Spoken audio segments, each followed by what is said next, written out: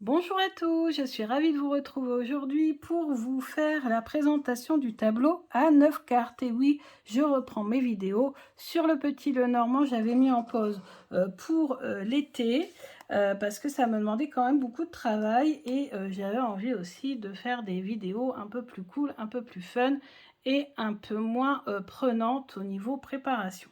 Donc là, j'ai préparé une petite fiche avec les différentes étapes que je réalise pour pouvoir analyser en détail un tirage à 9 cartes. Alors, sachant qu'il existe différentes méthodes, une multitude de méthodes du tirage à 9 cartes, même dans le positionnement des cartes, il y a plusieurs façons de faire. Moi, je vais vous montrer ma façon de faire parce que je n'avais pas envie de vous présenter une méthode que je ne savais pas, que je ne tenais pas, parce que vraiment pour enseigner quelque chose, il faut bien savoir le faire. Et moi, je vais vous présenter donc la technique que je sais très bien faire. Donc c'est une technique que l'on voit ailleurs, hein, mais bon, voilà, peut-être que vous verrez des petites différences. Donc si un tel fait autrement, aucun problème, hein. Moi, c'est vraiment la mienne, avec le temps, comment je la pratique. Et pour bien analyser ce genre de tirage avec le petit Lenormand, j'ai une fiche technique que maintenant, qui est inscrite hein, maintenant dans, voilà, dans ma mémoire. Mais voilà, c'était pour vous montrer, pour être sûr de ne rien oublier, je l'ai mis par écrit. Donc là, il y a les questions qui me restent à aborder pour les abonnés. Si vous m'avez laissé des questions pendant l'été, au mois de juillet, je sais que j'étais en vacances, m'avait laissé des questions que j'avais notées mais sur un papier parce que j'étais pas à la maison, donc j'avais pas pu le mettre sur des petits papiers verts comme ça. Et je ne sais pas où ils sont partis dans les valises ou je ne sais pas où, je les retrouve pas. Et j'étais pas à la maison, donc en fait, il n'y a rien qui a été enregistré. Donc n'hésitez pas à me remettre en commentaire vos questions, que je les rajoute dans mon bol. Je sais qu'il y en a plusieurs qui m'avaient laissé, 2 ou 3 qui m'avaient laissé des questions. Pour être sûr, remettez-la. De toute façon, moi, je vérifierai juste avec celles qui me restent si c'est bien enregistré ou pas, hein. Je les ouvrirai toutes, je les relirai et je verrai lesquelles sont bien inscrites ou pas. Si vous n'êtes pas encore passé, faites-le aussi, on ne sait jamais. Peut-être que pour X raison, il y a une question qui est passée à la trappe. Donc n'hésitez pas à rajouter la vôtre. Je vérifierai soit si elle est déjà enregistrée, qu'elle est déjà dans le bol, soit je rajouterai si elle n'y est pas. Ok? Alors, le tirage à 9 cartes, moi je vais vous montrer comment je dispose les cartes. Alors, on va d'abord tirer la question, parce que c'est vrai que sans question, on a du mal à avoir une réponse. Donc, on a la question de Yolande Laurent, nouveau poste pour septembre. Ah, on y est bientôt. Alors, on va voir ça. Est-ce que Yolande va avoir un nouveau poste en septembre? Alors, je prends, comme d'hab, pendant l'été, je n'ai utilisé quasiment que celui-là, quasiment, de Petit Normand. Je le trouve magnifique, facile à interpréter. Les symboles sont flagrants, c'est pas trop chargé. C'est très très bien. Alors, déjà, premièrement, comment je place moi les cartes? Donc là, je brasse beaucoup, hein, vous le savez, avec le petit Lenormand, vu qu'on prend les cartes après la coupe au fur et à mesure. Il faut que ça soit bien brassé, il faut vraiment transmettre son énergie, se concentrer sur la question. Donc pour Yolande Laurent, va-t-elle avoir un nouveau poste pour septembre? On regarde les cartes qui se retournent parce que je sais maintenant d'expérience que c'est important. Donc là, on a vu qu'il y avait les monts. Alors les monts, ça peut être un blocage provisoire, par exemple. Donc on va voir ça. On va voir si ça ressort dans les tirages à 9. Alors, va-t-elle avoir un nouveau poste pour septembre, Yolande? Je coupe. Alors, on peut interpréter la coupe. On a l'étoile, vœu exaucé, et on a les poissons qui représentent l'argent ou l'abondance. Ça voudrait dire un vœu exaucé qui apporte l'abondance. Donc ça n'a pas l'air trop mal pour l'instant, mais on va voir la suite. Alors la carte 1, celle qui est tout au-dessus, la première, on la met au centre. C'est notre carte centrale. Ensuite, moi je fais le tirage en croix. Donc la deuxième, je la mets à gauche, les obstacles. La troisième, je la mets à droite, les forces. Celle du haut, les pensées ou les choses qui vont nous venir qu'on ne sait pas encore. Et en bas, ça peut être soit la réponse, soit un conseil, soit voilà ce sur quoi elle peut se baser, la base. Ensuite, on met la 6 en haut, la 7 en haut à droite, la 8 en bas à gauche et la 9 en bas à droite. Donc 1, 2, 3, 4, 5, 6, 7, 8, 9. Il y en a qui croisent. 6, 7, 8, 9. Faites comme vous le sentez, essayez, vous verrez bien. Faites aller votre intuition. Des fois, on passe les cartes comme ça sans même réfléchir. Voilà. Faites comme vous le sentez. Première carte, carte principale, on a la maison. Alors, soit cette maison peut représenter l'entreprise si c'est une petite entreprise, soit ça peut représenter le foyer si Yolande veut travailler chez elle, par exemple. On va être en auto-entrepreneur, dans l'entrepreneuriat ou quelque chose comme ça. Mais la maison, il faut savoir que ça peut aussi représenter une petite entreprise, ça peut représenter le lieu de l'entreprise, le bâtiment en fait de l'entreprise. La tour, ça va être plus tout ce qui est administratif, les collèges, les lycées, les hôpitaux, les mairies, voilà, les choses vraiment. Mais quand c'est plus petit ou quand c'est du privé, c'est la maison qui ressort. On va voir après ce qui est à côté. Donc en deux, voilà. Beaucoup de réflexion, d'hésitation.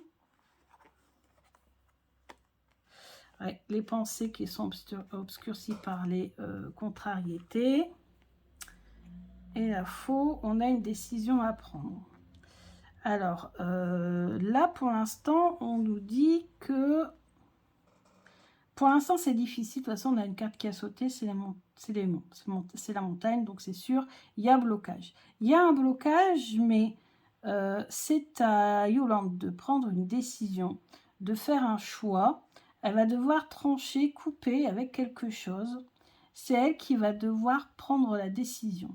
Voilà, c'est ce que je ressens. Ah, la montagne qui ressort.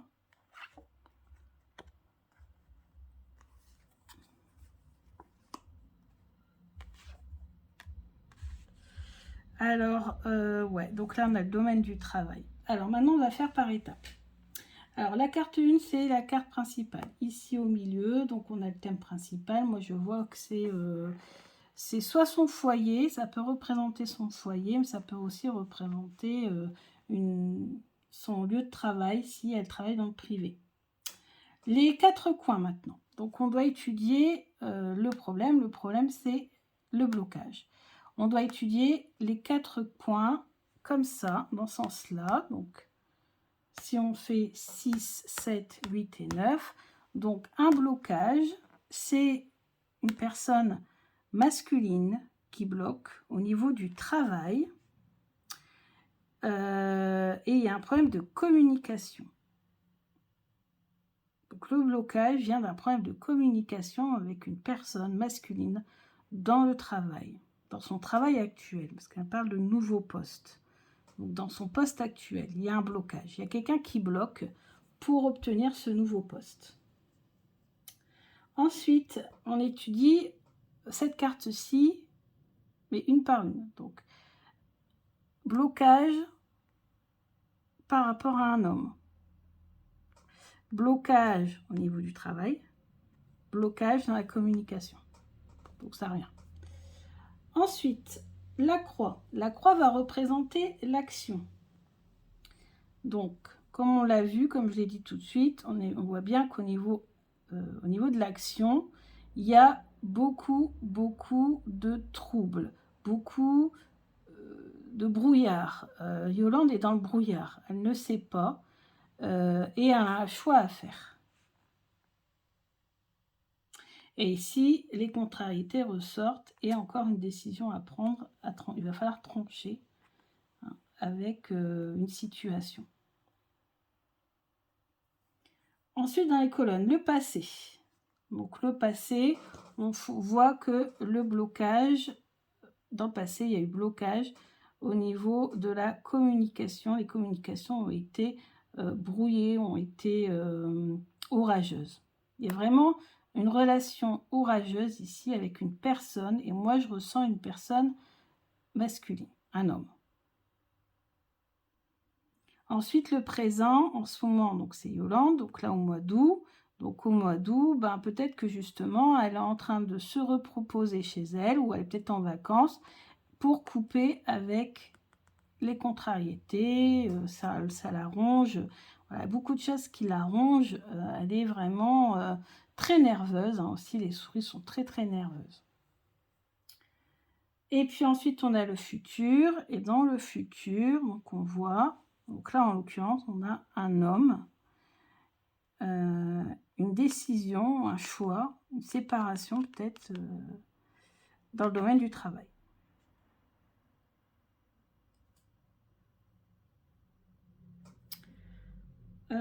Ensuite, les lignes. Donc, dans la tête, donc, des gros soucis, des soucis d'anxiété, de nervosité à cause d'un homme. Au niveau du cœur, ben voilà, au niveau du cœur, ben, on a le cœur partagé, un cœur qui est voilà, divisé. Émotionnellement, on ne sait pas où aller, on ne sait pas quoi faire. Et action et courage, et ben moi je dirais que pour obtenir ce nouveau poste, c'est à Yolande, ou un nouveau poste pour septembre, c'est à Yolande d'aller de l'avant, de faire preuve de courage, de ruse aussi, parce que le renard il est malin, il est rusé, et de piquer, de trancher, au niveau, un message, peut-être envoyer un message un peu piquant, un peu tranchant, faire preuve de, mais bien sûr de façon intelligente, hein, bien sûr. Donc c'est toujours très compliqué pour pouvoir se faire entendre. Voilà ce que je ressens. Alors là, pour septembre, est-ce qu'on ressent un changement? Est-ce qu'on a l'écart de cigogne à cigogne? Est-ce qu'on a... qu'est-ce qu'il pourrait y avoir aussi de cercueil? Ben, on n'a pas. Hein. On n'a pas. Donc, moi, je pense que les choses vont être retardées. Et il y a besoin d'une prise en main de la part de Yolande, de prendre une... Enfin, je sais pas, d'agir. Il y a une action à mener ici. Quand même assez... Voilà, va falloir faire preuve de caractère avec la carte de la faux. Hein. Faut être quand même assez intelligent, rusé et en même temps tranchant pour pouvoir obtenir ce qu'elle souhaite. Je pense qu'elle va obtenir un nouveau poste, hein, puisqu'on a vu dans la coupe qu'elle était quand même protégée avec l'étoile. Il y avait quand même les poissons. Donc, voilà. Et puis ici, on n'a pas de carte franchement extrêmement dure comme le cercueil. Ou, voilà. Donc, moi, je pense qu'on a des cartes ici, mais bon, les nuages, on sait, hein, c'est temporaire. En plus, on a la maison qui est du côté clair. Donc, voilà, c'est passager. Les souris, bon, on a perte, vol ou contrariété, nervosité, anxiété. Mais voilà, c'est gérable. Et là, ça nous dit par rapport aux cartes qui sont autour, surtout avec la carte ici des chemins, que oui, il va falloir agir, quoi. Donc voilà, donc on analyse la première carte, on analyse les coins, on analyse la croix, on analyse ensuite les colonnes, les lignes. Et il nous manque quoi? Il nous manque les analyses en miroir. Donc en miroir, ça veut dire, ici, on a l'axe de symétrie et on lit les cartes comme ça. Voilà. Et après, en miroir. Alors là, on a la montagne avec l'homme. On l'avait déjà vu quand on avait analysé les coins. Ensuite, on a les décisions à prendre, mais qui sont totalement troublées. On ne sait pas lesquelles. On est perdu, on est dans le brouillard. Voilà, c'est l'orage, c'est compliqué. Ici, un message réalisé avec intelligence. Parce que moi, ici, c'est surtout l'intelligence qui me revient, la ruse. Donc, envoyer un message bien tourné, de façon concrète, de façon posée, mais aussi de façon, voilà, intelligemment bien pensée, comme on dit. Ensuite, ici, on a la montagne, donc niveau blocage de communication. Il va falloir aussi couper avec cette période d'anxiété. Il va falloir essayer de retrouver le calme et la sérénité. Et ici, c'est un homme au travail. Voilà. Et ensuite, on va terminer par les diagonales. Alors, les diagonales, on a ici un blocage dans l'entreprise, puisqu'on a ici du coup le renard qui se retrouve à côté de la petite maison. Pour moi, c'est une entreprise privée. Il doit travailler dans le privé, je pense, Yolande. Voilà. Et ici, on a, pareil, un homme dans l'entreprise avec lequel il faut communiquer. Ça peut être un patron, ça peut être voilà, un collègue, etc. Après, on peut travailler aussi avec la méthode du cavalier. Donc, pour ceux qui ont fait qui ont joué aux échecs, qui ont appris à jouer aux échecs, c'est le déplacement du cavalier. Alors, pour ceux qui n'ont jamais joué aux échecs, le cavalier se déplace toujours de 2 cases plus 1, ou de 1 case plus 2. C'est 1 plus 2 ou 2 plus 1. Donc par exemple, si je prends ici la carte qui nous intéresse, c'est le renard, parce qu'on pose une question sur le domaine du travail, et on peut faire 2 plus 1. On analyse donc ces cartes-là. Ou alors 1 plus 2. Ou alors 1 plus 2. Ou alors 2 plus 1. Alors, je répète, 1 plus 2. Donc on analyse ces quatre-là. 2 plus 1. Et faites la même chose dans l'autre sens. Bon, là en bas, on n'a pas, donc on ne peut pas faire vers le bas, mais on peut faire vers la gauche. 1 plus 2 ou 2 plus 1. Voilà, ça c'est la méthode du cavalier. Personnellement, souvent, quand je suis arrivée à cette étape-là, j'ai déjà assez d'informations. Ça ne fait que répéter, en fait. Parce que là, on n'est pas dans le grand tableau, on est dans un tableau neuf. Hein. Donc, utiliser cette technique pour le grand tableau, ok, ça passe, c'est intéressant, ça précise. Mais là, quand on est déjà dans un tableau de neuf qui n'a pas beaucoup de cartes, souvent, ça répète ce qu'on a déjà vu. Hein. Si on le fait vite fait, donc voilà, on a le renard, donc un choix à faire dans le travail, un choix à faire. Il y a un homme qui est en lien avec ce choix qui contrarie. Vous voyez, si on fait seulement 1 plus 2, on a une décision à prendre, dans le domaine du travail, une décision à prendre concernant l'entreprise et qui comment on va dire, qui brouille. Enfin, ou quelque chose qui est brouillé dans l'entreprise. Des brouilles par rapport à l'entreprise. Ça peut être aussi une mauvaise ambiance, par exemple. Une ambiance très orageuse. Parce qu'après tout, ça peut être aussi la carte de l'orage ici. Ensuite, si on est ici, on a donc le renard. Avec donc 1 plus 2, ça fait... il va falloir trancher, parce que du coup, on se retrouve en verbe. Donc, dans le domaine du travail, il va falloir trancher avec la situation actuelle dans l'entreprise afin d'éviter d'être contrarié pour retrouver la sérénité. Ensuite, 2 plus 1, donc ici le renard, donc pareil, il va falloir trancher par le biais de la communication qui est brouillée, qui est orageuse également. Donc ici, on a vraiment la notion de trancher, de couper, de... Voilà. Et avec moi, en fait, c'est ce lien-là que je fais beaucoup. C'est parce que c'est 2 cartes qui parlent de ça, hein, de prendre une décision, de de prendre une décision, de couper, de trancher, de prendre une décision.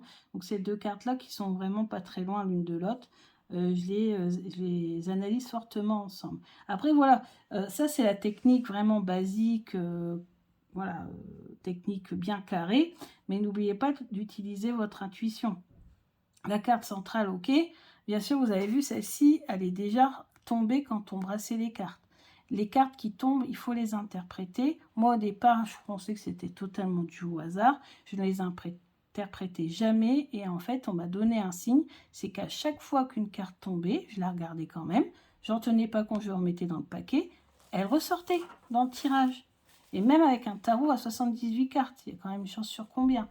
Donc, du coup, maintenant, je les interprète toujours. Et en plus, elle est ici. Elle est quand même au niveau du carré en première position. Enfin, là, c'est la première position.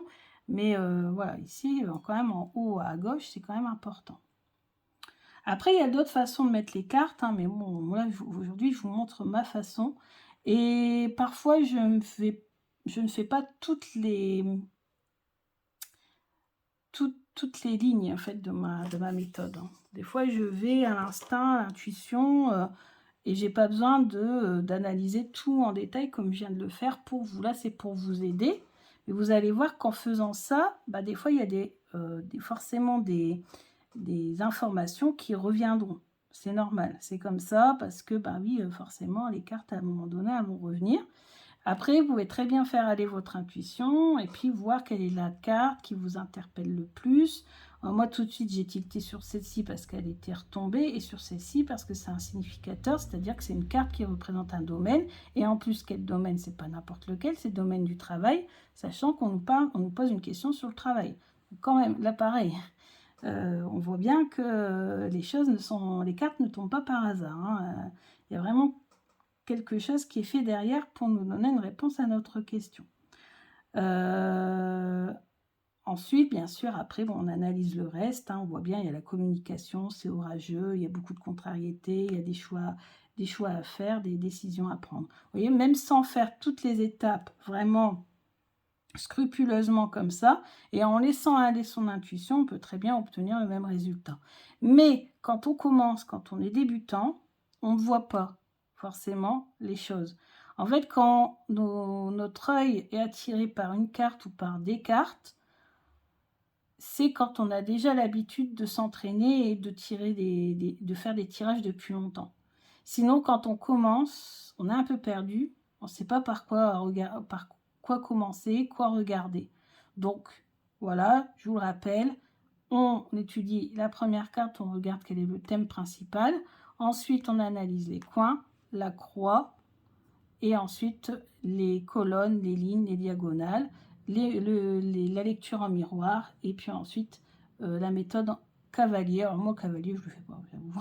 Je le fais très rarement parce que souvent ça fait répétition. Mais c'est intéressant. Et pour s'entraîner, surtout si vous commencez, faites-le. Même si ça fait des répétitions, vous prenez un cahier, parce que là je ne l'ai pas parce que je le fais comme ça en vidéo, mais vous prenez un cahier, vous notez tout.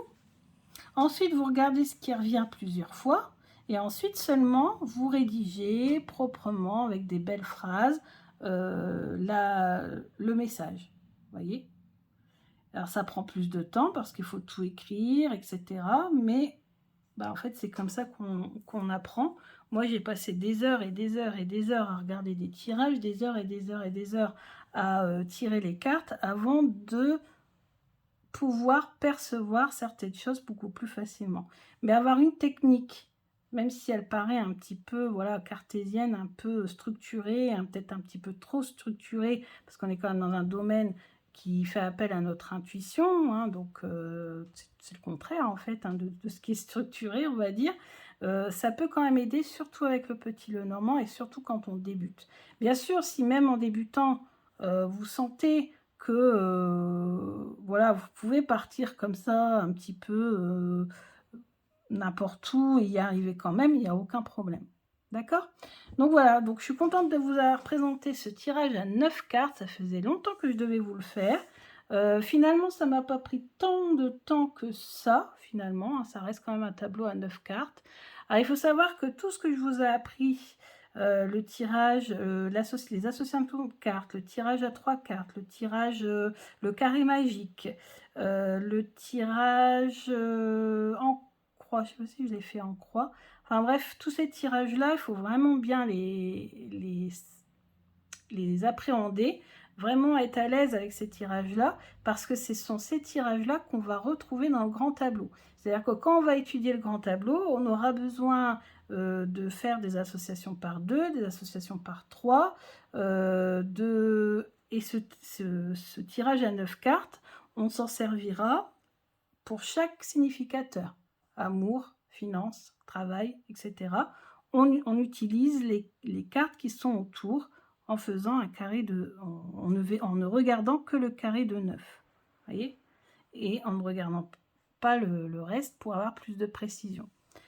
Donc voilà. Donc le tirage du grand tableau, ça sera pour plus tard. Il faut d'abord que je mette par écrit, au propre, ma technique. Parce que c'est vrai que je fais des fois un petit peu les choses comme ça, donc il faut vraiment que je mette tout par écrit. Et ensuite, je vous expliquerai, donc là, ça sera une grande vidéo, je pense, peut-être en plusieurs parties, comment on analyse un grand tableau, les différentes étapes, pareil, hein, de façon très organisée, comme ici. Donc, voilà, comme ça, j'espère que ça pourra vous aider. Moi, je sais que j'ai regardé beaucoup de vidéos. Ça m'a beaucoup plu de voir comment faisaient les autres avec différentes techniques. D'ailleurs, c'était pas toujours la même et c'est pas grave parce que ça permet de voir différentes techniques et de voir ensuite ce qui me parle ou pas. Et des fois, je prenais une partie de la technique de l'un, une partie de la technique de l'autre et ainsi de suite, et je faisais ma propre ce qui me parlait en fait. Je faisais ma propre façon de faire, et c'est ce qui compte dans le Petit Lenormand, c'est apprendre, étudier et aussi savoir faire à sa façon. C'est important. Donc voilà, bah écoutez, avant de vous faire le grand tableau, je vous présenterai le tirage du mini tableau. Et ça, c'est pas trop mal, parce que c'est un bon entraînement avant de faire le grand. Allez, je vous embrasse bien fort et je vous dis à bientôt. Bisous!